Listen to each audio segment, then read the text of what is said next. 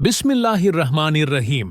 இந்த காணொளியில் நாம் திருக்குரானும் அறிவியலும் எந்த அளவுக்கு நெருக்கம் கொண்டது என்று பார்க்க இருக்கிறோம். குரானின் சிறப்புகளை பற்றி அறிய சப்ஸ்கிரைப் செய்து கொள்ளுங்கள். அஸ்ஸலாமு அலைக்கும் வரஹ்மத்துல்லாஹி வபரகாதுஹ். வானத்தை முகடாக ஆக்கினோம். சூரா அல் அம்பியா வசனம் 32. வானத்தை பாதுகாக்கப்பட்ட முகடாக ஆக்கினோம். அவர்களோ அதிலுள்ள சான்றுகளை புறக்கணிக்கின்றனர். இவ்வசனத்தில் அல்லாஹ் சுபஹானஹு தஆலா வானத்தை பாதுகாக்கப்பட்ட முகடாக ஆக்கியிருப்பதாக கூறுகிறான். எளிய தமிழில் சொன்னால் பாதுகாக்கும் கூரையாக ஆகியிருப்பதாக கூறுகிறான். நமக்கு மேலே உள்ள வானத்தை நாம் நிமிர்ந்து பார்த்தால் அதற்கு மேல் எந்த கூரைகளும் இல்லை. நேரடியாக நிலா தெரிகிறது, நட்சத்திரங்கள் தெரிகின்றன. குறிப்பிட்ட மாதங்களில் அருகில் இருக்கும் கோள்கள் கூட தெரிகின்றன. நமக்கு மேல் ஒன்றுமே இல்லாதது போல் தோன்றும். ஆனால் வானம் எப்படி கூரையாக இருக்க முடியும் என்று சிலர் எண்ணலாம். ஒரு வீட்டின் கூரையை எடுத்துக்கொண்டால் அது மேலிருந்து வரும் ஆபத்துகளையும் கடும் வெப்பத்தையும் மழையையும் பனியையும் தடுத்து நிறுத்த வேண்டும். அதைதான் நாம் கூரை என்று சொல்வோம் அல்லவா? நவீன ஆய்வுகளை அடிப்படையாக வைத்துப் பார்த்தால் திருக்குரான் கூறுவது போல் வானம் பூமிக்கு கூரையாக அமைந்துள்ள அதிசயத்தை அறிந்து கொள்ளலாம். வெப்பநிலையை சீராக வைத்திருப்பது. இது ஆங்கிலத்தில் கிரீன் ஹவுஸ் எஃபெக்ட் என்று சொல்லப்படும். நமக்கு அருகிலுள்ள சந்திரனில் பகல் நேர வெப்பம் 127 டிகிரி செல்சியஸாக உள்ளது. அப்படியென்றால் பூமியிலும் அதே அளவு வெப்பநிலைதானே இருக்க வேண்டும்? ஆனால் அந்த அளவு வெப்பநிலையில் உயிரினங்கள் அழிந்துவிடும்.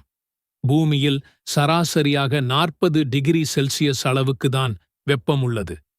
இதற்கு காரணம் நமக்கு மேலே உள்ள முதல் அடுக்கு காற்று மண்டலம்.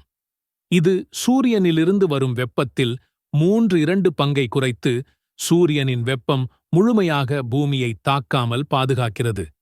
இது இல்லை என்றால் பூமி பகலில் அதிக வெப்பத்துடன் இரவில் அதிக குளிருடனும் இருந்திருக்கும். கதிர்வீச்சுகளில் இருந்து பாதுகாப்பு. 2வது அடுக்கில் ஓசோன் படலம் உள்ளது. சூரியனிலிருந்து 7 வண்ணங்களில் கதிர்கள் வெளிப்படுகின்றன. அதைதான் நாம் வானவில் என்று அழைக்கிறோம். அதிலுள்ள புற ஊதா கதிர்கள் மிகவும் சக்தி வாய்ந்த உயிர்கொல்லி. இந்த கதிர்கள் தண்ணீரில் உள்ள அனைத்து கிருமிகளையும் முற்றிலுமாக அழிக்கும் அளவுக்கு சக்தி வாய்ந்ததாக இருக்கின்றன. இந்த கதிர்கள் உயிரினங்களின் மீது பட்டு உயிரினங்கள் அழிந்துவிடாத வகையில் ஓசோன் படலத்தால் தடுக்கப்படுகின்றன. இந்த வகையிலும் வானம் பாதுகாக்கும் கூரையாக உள்ளது. விண்கற்களிலிருந்து பாதுகாப்பு. அவ்வப்போது விண்கற்களும் வால் நட்சத்திரங்களும் அதிகமான வேகத்தில் பூமியை நோக்கி வருகின்றன.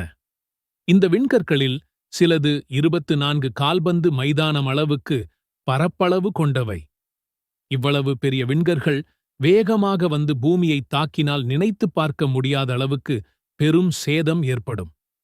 ஆனால் வானில் உள்ள வெப்ப அடுக்கு விண்கற்களை எரித்து சாம்பலாக்கி விடுகிறது.